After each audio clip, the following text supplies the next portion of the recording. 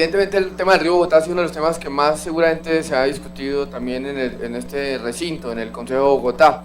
Tanto estudio, tanta proposición, tanto debate sobre este mismo tema, pues lleva a pensar que cuando los ciudadanos no ven resultados sobre el problema que tiene la contaminación del río Bogotá, pues lleva tal vez a una reflexión que tiene un ciudadano a decir, esto parece un imposible, pareciera que no vamos a lograr descontaminar el río Bogotá, pues con tanto esfuerzo, con tanto control que ha habido sobre el tema y no lo hemos logrado, pareciera que todavía hay un imposible. Pero yo quisiera referirme a 5 retos, secretario de Ambiente, que parecían imposibles, pero que a nivel mundial logramos demostrar que lo pudieron hacer. Ustedes quiero presentar estos 5 casos de orden internacional que en cualquier otro país podrían haber sido considerados como cosas imposibles de lograr. Fíjense en las diapositivas. El primero, la Gran Muralla China Verde.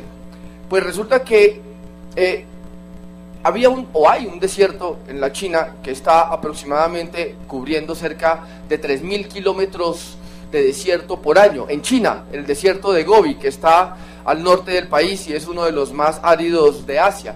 En este desierto, que como señalaba, ganaba aproximadamente 3.000 kilómetros de desierto por año, pues ¿quién se iba a imaginar que quién va a parar semejante erosión a un punto que parecía imposible? Pero los chinos tuvieron que tomar la decisión de crear una nueva muralla, una muralla verde para poder detener el avance del desierto de Gobi. Ustedes ven allí en la diapositiva cómo el desierto para a partir de una franja verde que lo detiene. Pero ¿cómo lo hicieron? ¿Cómo hicieron para parar 3.000 kilómetros anuales de desierto que crecían cada año? La Asamblea Popular China, por ejemplo, tomó decisiones de nivel muy importante que obligaba a los ciudadanos a tomar acciones específicas. En 1981 aprobó un proyecto que obligaba a que toda persona mayor de 11 años estaba obligada a sembrar 3 árboles por año. Una decisión que obviamente en un país con tanta extensión, con tantas personas, evidentemente generaba un impacto inmediatamente. El gobierno propuso plantear una franja de 4.480 kilómetros, que es toda la barrera de árboles que hay desde la provincia de Xinjiang hasta el extremo oriente de la China este. China plantó 56.000 millones de árboles en la pasada década, 56.000 millones de árboles para poder detener esta avanzada tan grande. Un reto que parecía internacionalmente imposible, fue posible gracias a la decisión gubernamental. Otro reto que también quiero mostrar que parecía imposible pero que lo pudieron lograr fue en Corea del Sur. Después de la posguerra, Corea del Sur quedó sin árboles, quedó completamente devastada. La Segunda Guerra Mundial dejó a Corea absolutamente sin árboles en todo su país. ¿Qué hicieron entonces?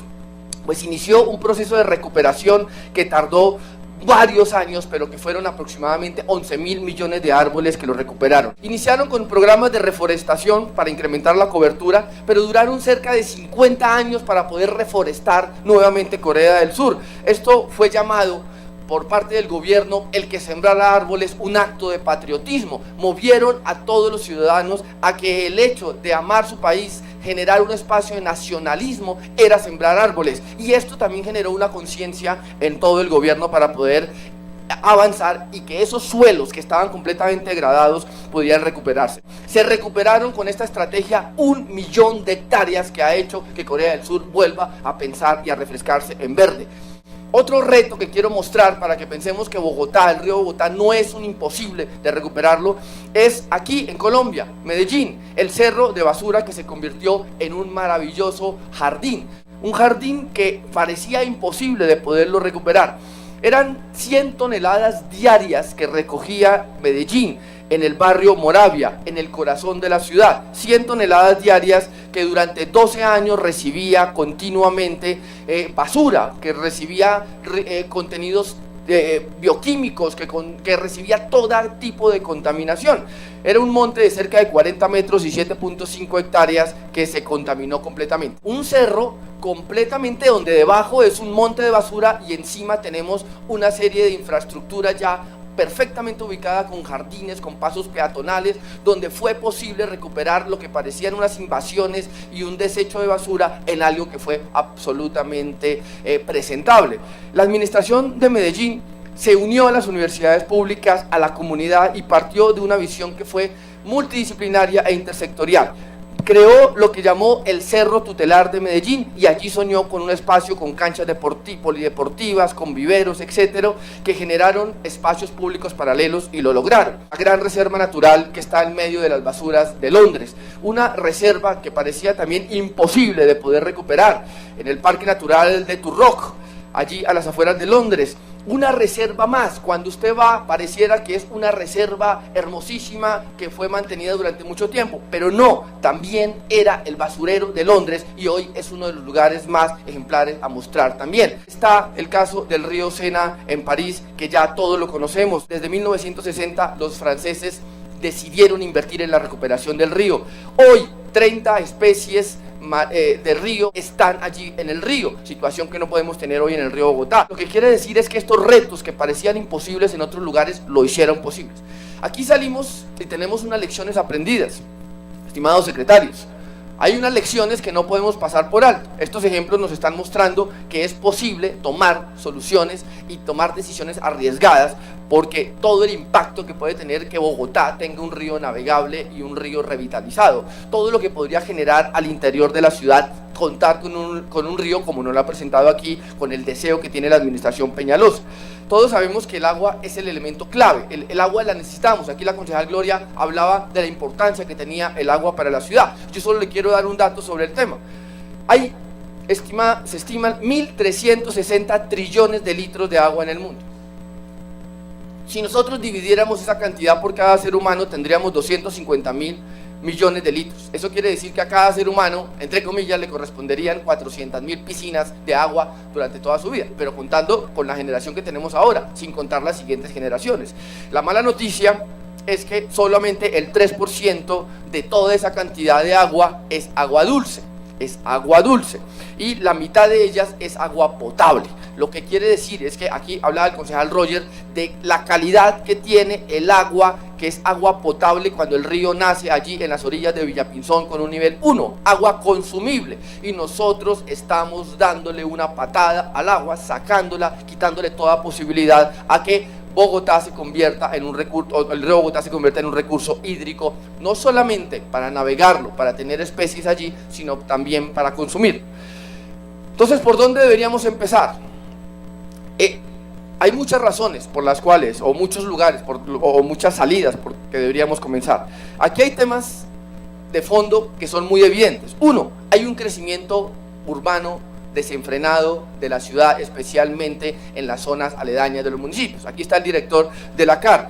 Y evidentemente alrededor de los municipios necesitamos la articulación suficiente para que ese crecimiento que ha tenido de alguna forma desordenada los municipios alrededor de Bogotá pueda tener un impacto. Falta inversión, faltan campañas de sensibilización, faltan muchas tareas por hacer, pero hay que reconocer unos esfuerzos que se han hecho hasta el momento, y eso es muy importante que lo tengamos en cuenta. La ciudadanía tiene que saber que sí han habido acciones para tratar de atenderlo, y que por más que sigamos viendo el río biológicamente muerto, se han hecho alternativas sin que tengamos todo el deseo de haber logrado conseguir la respuesta adecuada, pero que se han hecho. Hay algunas cosas que vale la pena reconocer. Se han estructurado planes de desarrollo, programas y proyectos para el saneamiento del río, para mejorar la capacidad hidráulica. Se han desarrollado modelos integrales de orden regional, técnico y financiero. Hay que reconocerlo para poder tratar en la recuperación del río. Se han efectuado tratamientos de aguas residuales en las cuencas de los ríos, en Salitre, en Torca, en Jaboque, en el sitio que todos aquí ya han mencionado, la planta de tratamiento residual de Salitre, y se hizo con la ampliación y adecuación de la PETAR en 7.1 metros cúbicos. También se han ejecutado obras para el manejo de caudales en la cuenca de Salitre y cuenca media con 52 kilómetros, la construcción de los interceptores, y para lo cual se ha invertido 800.000 millones de pesos, 808.704 millones de pesos. También se han efectuado adecuación hidráulica del río. Sus obras complementarias se han intervenido cerca de 58 kilómetros, de los cuales se han invertido cerca de 180.000 millones de pesos. Y también se han transferido por parte del distrito a la CAR 2 4.5 billones de pesos entre 1993 y 2015, que corresponde al 15% del porcentaje ambiental del recurso respecto al tema del impuesto predial de Bogotá. Y se han articulado acciones entre los agentes regionales y distritales. Hay que reconocer eso, que la CAR ha estado al frente del tema. El asunto es que a pesar de todos los esfuerzos no se cumplen las metas que esperamos tener del río Bogotá y todavía hay mucho por hacer, todavía nos quedan temas muy grandes por todavía desarrollar. ¿Y cuáles son esas tareas pendientes para poder tener mejores resultados en el río Bogotá? Uno, la estación elevadora de Canoas. Hasta ahora está en el diseño por parte de detalle de la empresa de acueducto de Bogotá. Dos, aquí está el gerente, por eso es muy importante que él nos diga ahora cómo va entonces el desarrollo de la estación en Canoas. Dos, la construcción y operación de la Petar Canoas, cuyo diseño y detalle se encuentra apenas en un 39%. Tres, la ampliación de la Petar Salitre, que se encuentra en un proceso de contratación y diseño y construcción. Cuatro, el plan maestro de alcantarillado también, señor gerente, necesitamos que nos diga, porque hasta ahora se encuentra en ejecución de la consultoría y por eso necesitamos saber cómo se están integrando esos modelos hídricos con la rehabilitación integral de la infraestructura que tiene el sistema de alcantarillado. 5. No se ha desarrollado estudios sobre el impacto de la descontaminación del río, porque si ha habido una etapa necesitamos saber si hay estudios sobre todo ese dinero que se ha invertido, esos billones de pesos invertidos a lo largo de estos años, cuál ha sido el impacto, si realmente hemos tenido mejoramiento o no, y no encontramos un estudio al respecto. Hay que invertir grandes recursos en la implementación de tecnologías limpias, hay que trasladar fábricas y las que no estén dispuestas a colaborar, seguramente la Secretaría de Ambiente tendrá que cerrarlas o hacerlas corresponsables del saneamiento del río. El problema de todo esto, para ir a la parte final de cuáles caminos deberíamos tomar, el problema de todo esto es que la Contraloría General de la República nos ha dicho que descontaminar el río Bogotá, sanear las aguas del río Bogotá, nos costaba 6.2 billones de pesos. Pero a pesos de hoy, eso era lo que decía el COMPES 3320 de 2004, pero a pesos de hoy, la estimación de descontaminar el río Bogotá es 9.3 billones de pesos. Esto puede parecer poco o mucho para un ciudadano que no está muy metido en qué significa 9.3 billones. Pero si yo le digo a ese ciudadano que esos 9.3 billones representa hacer 8 troncales de Transmilenio, nos vamos a dar cuenta del impacto que tiene poder descontaminar el río Bogotá. 8 troncales de Transmilenio o incluso hacer media línea de metro, nos costaría eso, también descontaminar el río Bogotá. ¿Cuáles son los caminos a seguir? ¿Qué proponemos nosotros para complementar lo que ha hecho aquí el doctor Roger y la doctora Gloria? Nosotros creemos que el camino ya está dado. El Consejo de Estado ha sido muy claro en el fallo que ha venido estableciéndose. Aquí ya se ha dicho y se han dado los detalles de ese fallo. Tenemos que seguir trabajando en ese sentido. Uno, hay que hacer una mediación sistemática de todos los parámetros físico-químicos del agua del río. ¿Para qué? Para evidenciar que este líquido tiene cierto nivel de descontaminación para que tenga uso en las partes que estamos teniendo la posibilidad de tener ya una descontaminación. El asunto es que el grado de contaminación es de 8/10, donde 1 es agua potable y estamos en un nivel de 8/10. A pesar de toda la inversión, pareciera que hemos avanzado muy poco.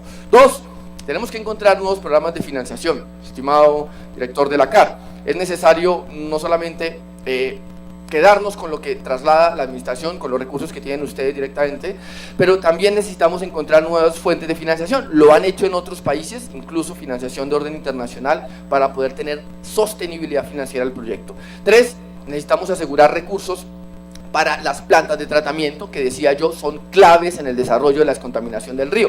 La Petar Salitre necesita ser repotenciada, la construcción de canoas, la estación elevadora, que ascienden a cerca de 3.4 billones de pesos, y necesitamos que ustedes les digan aquí a los bogotanos que ese dinero estará disponible para poder continuar con una de las fases más críticas de poder tener estas plantas de tratamiento. También hay que definir bajo qué sistema de contratación se van a constituir estas obras. Nos habían dicho que podían ser alianzas público-privadas, necesitamos que nos digan si es así o vamos a tener los recursos suficientes para poderlos tener. 4, necesitamos mantener la planeación de las cuencas del río, los permisos de uso, eso que se ha venido haciendo, la gestión de la concesión de las aguas, los vertimientos, los sistemas de información del cuerpo de agua, la controla de la extracción ilegal de agua. Esos son temas, esos son delitos ambientales donde la Secretaría tiene que estar encima para evitar que luego nos genere, eso no se nota inmediatamente, se nota al cabo de 5 o 10 años los efectos, pero tenemos que tratarlo desde ahora. Aquí la clave debe seguir siendo la articulación que se ha empezado, sin embargo, que necesita acciones concretas, articulación entre nación, región y distrito. En general, es importante que se recupere el río desde 3 frentes básicos. 1, la contaminación agraria. Racionalizar el uso del agua por parte de los agricultores es importante. Este es un criterio que a veces lo pasamos de bajo perfil, pero resulta que al final tiene un impacto muy fuerte sobre la utilización de los ríos, el impacto que tiene eso también sobre la agricultura. 2, lo agroalimentario, es decir, botando desechos al río, falta de centros de tratamiento de vertimientos para evitar que el pastaje de ganado. Y por último, el trabajo con la población, educación y concientización. Mencionaba yo que de los éxitos que tuvieron en recuperar el río en otras naciones fue precisamente el apropiamiento de esos espacios verdes que tenía la ciudadanía en cada lugar. En general, y finalmente, el problema del río Bogotá no es un problema exclusivo de Bogotá. Hay cerca de 500 grandes ríos de las grandes ciudades que están contaminados en el mundo. ¿Qué quiere decir? Es que Bogotá no es el único río que está, o el río Bogotá no es el único que está contaminado en el mundo. Esto lo ha dicho la Comisión Mundial del Agua. En todo caso, aquí está el reto, estimada administración. Aquí se mostraba al final lo que queremos. Hemos visto unos renders de cuál será el desarrollo del río Bogotá. Nos lo han traído acá en la administración, donde está el sueño de poder tener unos espacios peatonales donde los bogotanos se apropien, y el valor de esa tierra. Decía el alcalde Peñalosa que si él recupera el río Bogotá, el valor de la tierra que está alrededor tendrá un costo enorme, en el cual podrá contribuir a la financiación también del río Bogotá, como una estrategia también. Pero aquí está el reto, y el reto es que el río Bogotá se vuelva una fuente de vida y no de contaminación y de vergüenza como hasta ahora lo han tenido los bogotanos.